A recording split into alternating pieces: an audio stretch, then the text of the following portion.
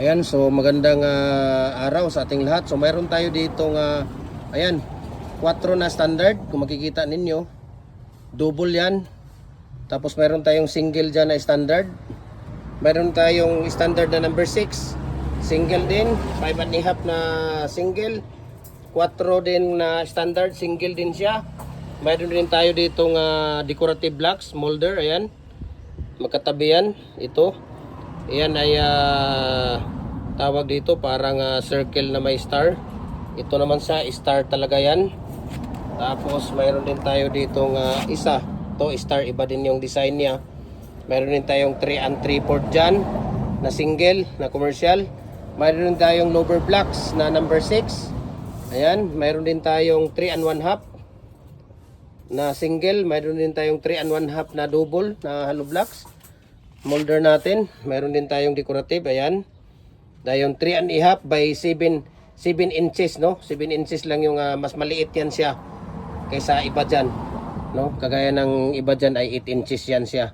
Ito naman 7 inches lang siya. Mayroon din tayong lower na number 4. Ayan, kung makikita ninyo, mayroon ding 3 and 3/4 na double. Ayan, mayroon din tayong number 3.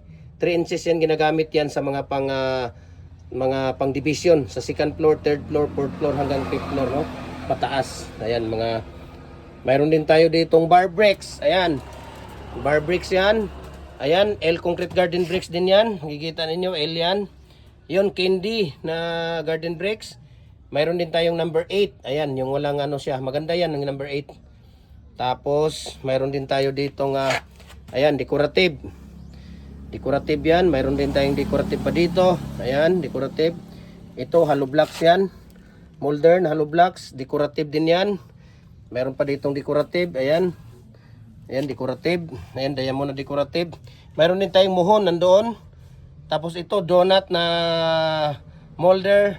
Zigzag na molder yun nandulo. Ayan, hexagon. Ito naman ay paypay. Ito naman ay octagon. S. Ayan, di ba? So, ito naman, message nyo ako at share ko sa inyo ang price list sa shipping details dito. Luzon, Visayas, Mindanao. Nagde-deliver tayo, walang problema po, no? Kahit saang sulok man kayo ng mundo, kayang abutin ng ating cargo.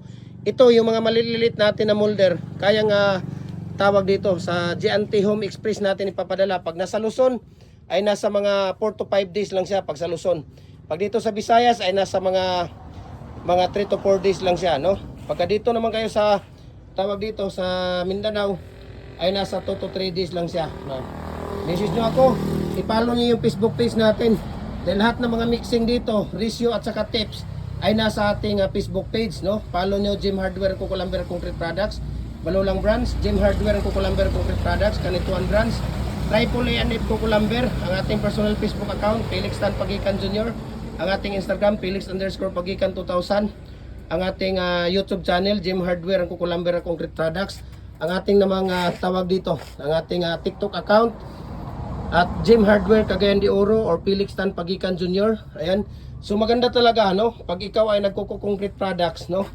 Dapat kumpleto ka ng mga design. Lahat po ng design ng bricks, hollow blocks, molder, commercial sa standard, dapat meron ka nun. Mayroon ka ding mga decorative, no? Bricks. Ayan. So mabuhay po tayong lahat mga magko-concrete, no?